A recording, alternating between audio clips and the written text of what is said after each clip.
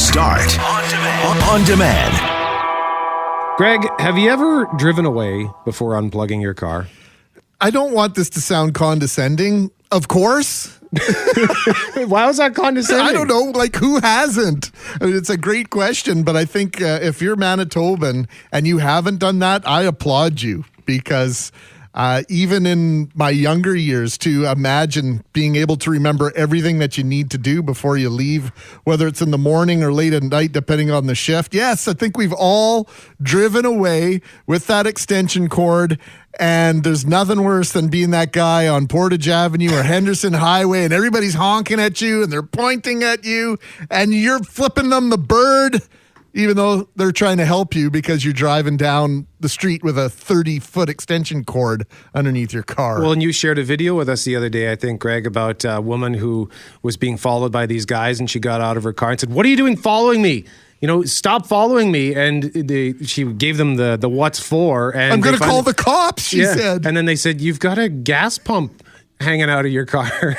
So yeah, she'd driven away from my gas pump. We've all done stuff like this, but I won't speak for you, Loren. Have you ever done it? The extension cord, not the gas pump. No, definitely not the gas pump. And I'm sure I have with the extension cord, and I use it as the excuse to why I don't ever plug the car in the first place. Husband will be like, "Did you plug the car?" And I'm like, "Did you?" You know, even though I'm the one that just got out of it. So, you know, am I strong on the extension cord front? I know I have. So when we got a message from a company called VoltSafe saying two buddies in the prairies invented a magnetic extension cord for block heaters, we said, tell us more. Mm-hmm. Trevor Burgess is the CEO of VoltSafe, and Will Topping is the inventor of the technology and a strategic advisor to VoltSafe. Good morning, gentlemen. Good morning, Winnipeg. Great to have you aboard. We're doing all right. Now, Trevor, let's start with you. How did you get hooked up with Will, and what was it that made you go, yeah, let's get together on this? Yeah, so we didn't hook up from Tinder. We actually just hooked up just on through a mutual friend, best friend from high school, Arash Janfada. He was also on the Dragon's Den episode we did. So Will was an engineer, and Arash was looking for an engineer, and they hooked up very early in this whole thing and created proof of concept.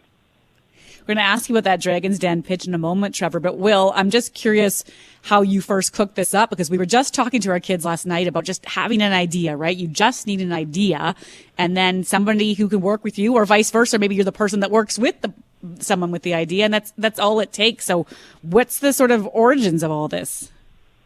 Yeah, honestly, I answered an email because AJ was kind of the industrious guy. He was the one who had the problem, and he was like, he didn't really know how to talk about it, and he showed me his design, and I remember the first words out of my mouth is, "That's terrible. That's not going to work. You should do it like this." And that's how I got involved. By being honest. Yeah, I was just telling him, like, "Man, that's not going to work. You got to do it like this, this, this." Well, what was terrible about it? Well, the current plug has like little 3 connectors on it, and it's held together by a magnet. AJ's original design had like 7 angles on it. It was trying to like sit on like a 7-legged stool. It was just not going to happen. So what changes did you make? Like, how does this technology work? So it's totally safe to the touch. There's some like internal like mechanisms in there that make it safe. It's evolved over the years from the first one I made, but very basically, the first one had a magnetic sensing piece. So the magnet came close, then it allowed power through. The newest versions, and Trevor can tell you more about those, use extra on top of that safety mechanisms. Trevor, give us the pitch. Give us the pitch. Sell this thing to us in 60 seconds here, as they call it, the elevator pitch. All right. Well, we are the first company in the world to make a plug that is a magnetic quick connect, disconnect, that releases super fast or whatever speed you want it to, essentially, and it does it using high power. You see inductive charging like your toothbrush, and you've got a magnet that slowly charges. It's a trickle charge. Those are. We are not inductive power. We are metal to metal contact. And quite frankly, when you think about it, you have a stove, and that stove is in the default position, always off. Well, that's what we do on the outlet side. Essentially, the metal contacts are exposed, but it's always off and safe to touch. And only when the other side fully connects does it turn on. So, Trevor, if it's a magnet on one end, that means it's got to connect to a magnet on another. So does that mean you have to replace the cord that is attached to your car? You do not. The magnet, we actually utilize for this first one a steel side on the what we call the active or plug-in side. And then on the passive or car side, we use just simply a rare earth magnet.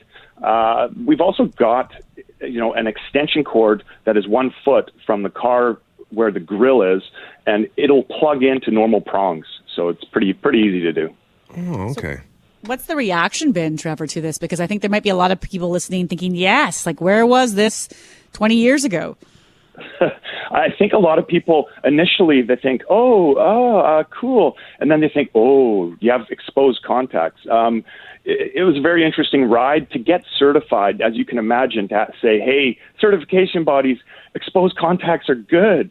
Nobody in the world uses exposed contacts. Everything you see with prongs is high power typically, and you cannot have exposed contacts. So we actually had to pass a thing called SIL 3 rating, which is Safety Integrity Level 3, and that is essentially next, just one step under aerospace. And in fact, we're actually talking to aerospace companies, just had a big call last week about electrification of all the big jets and everything like that. They have a big problem there where they back away and rip out all the components, and it costs them more than $100,000 each time they do it. Now, Will, this also connects to your smartphone, and so that it tells you that it's actually working. So I guess what's involved in the smartphone app component, and like what's the interaction that you can have with this thing? So Trevor might be a bit better, but off the hop, because we were able to turn power on and off, the first feature we built in is just a timer, because you don't want to be powering your car's heater all night. So the easiest way you do it is you plug it in, you check your phone. I'm going to be going to work at 8 o'clock tomorrow, so let's turn on the power at 6, so my car's just warm enough.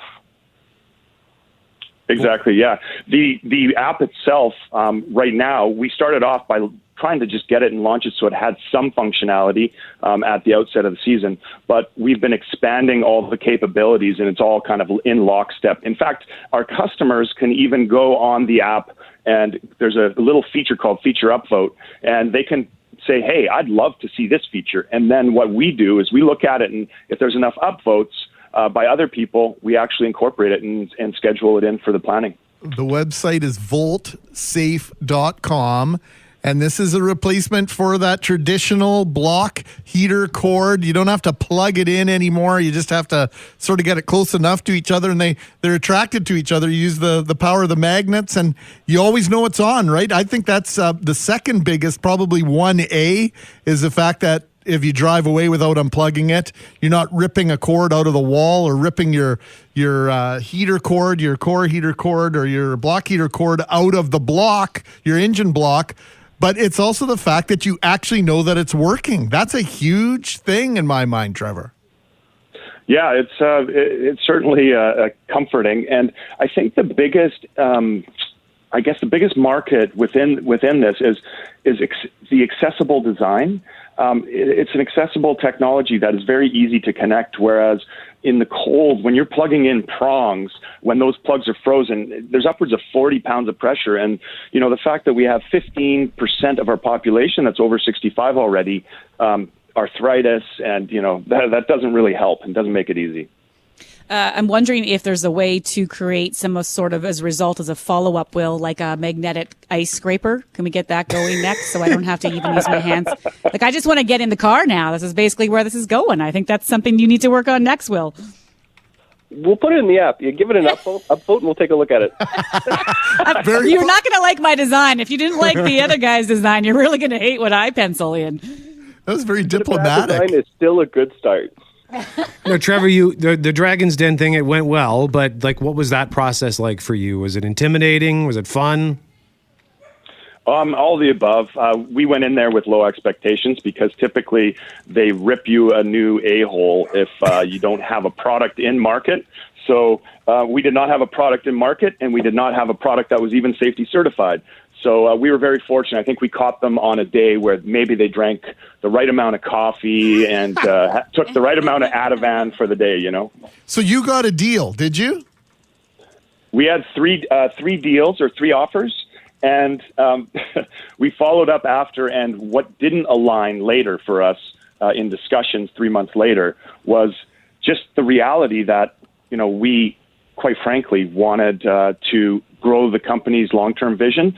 And the deal, unfortunately, was more focused around, I guess, boosting the company in the short term and selling it right away. And we didn't feel that, or at least our board of directors and shareholders didn't feel that would unlock all the patent value that was yet to be unlocked.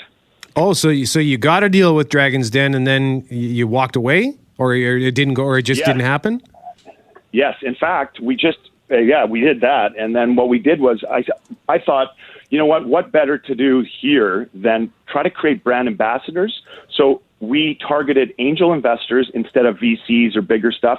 And we wanted to, you know, have Canadian content, Canadian investors. And that's what we did. We now have a cap table that has almost 100 different investors from many walks of life. And we've raised $2.5 million. Actually, we just finished closing. So we did it in a different route. So these are people that you're hoping that will, in essence, become evangelists for you, go out and sell what you've got going on, fair to say?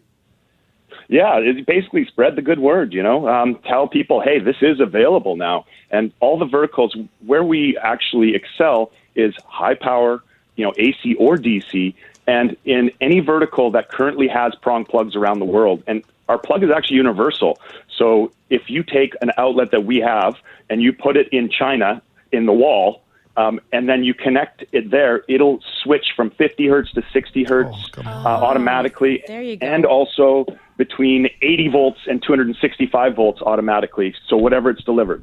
Oh, that's outstanding. So you've got RVs in North America, electric vehicles down the road. What about the video that Brett described? Would it work potentially down the road with regard to the ever popular and non-functional hose and nozzle at the gas pump? That would be interesting. So for EV, one thing interesting about autonomous EV is charging is not autonomous for autonomous EV. You have to plug in. So ours would be able to do a quick connect and actually even lower from the vehicle and magnetically connect and charge in very fast manner. We're not limited by voltage or amperage. So think of the one similarity we have with prong plugs is we can transfer charges at the same speed and just not limited. You can buy this in store. They have a store locator at their website, VoltSafe.com. Gentlemen, thank you very much for joining us to tell us about this magnetic extension cord. What a great idea. And just the fact that you can interact with it through your phone makes it kind of like a toy, so that's fun. Well, thank you, Winnipeg, and thank you guys for having us on the show. And happy to bring some new fun tech to the game. Trevor Burgess is the CEO of VoltSafe, and Will Topping is the inventor of the technology and strategic advisor to VoltSafe. Will, I understand you're moving today. I am, actually. I'm sitting in the middle of a pile of boxes as we speak. Well, congratulations to you. That's exciting stuff. Godspeed today. And thanks again for joining us on The Start to tell us about VoltSafe. And again, that website, VoltSafe.com. Hey, thanks for listening to The Start podcast. We are available on Apple Podcast, Google Podcast, wherever you find your favorite podcasts. Subscribe now and never miss an episode. And if you like what you hear, rate the show, tell us what you think. And hey, even tell a friend about the podcast. Be sure to follow us on Twitter and Instagram. Greg is at GMACWPG. That's GMACK WPG. I am at Brett McGarry, BRETTMEGARRY. And Loren on Twitter is at McNabb on Global and on Instagram at McNabb on CJOB. Talk soon.